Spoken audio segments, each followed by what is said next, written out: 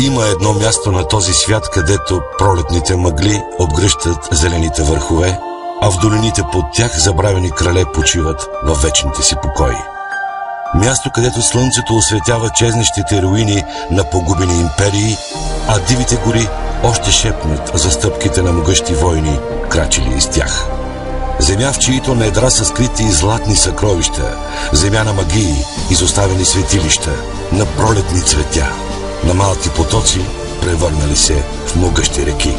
Място събрало в едно свръхестествена симбиоза на драматизъм, красота и величие. Сред неизбродими планини, плодородни равнини и стръмни брегове, планински селца и градове. Място, което може да ви очарова или изненада, което да познавате и да откривате отново всеки ден, малко по малко. Това е България.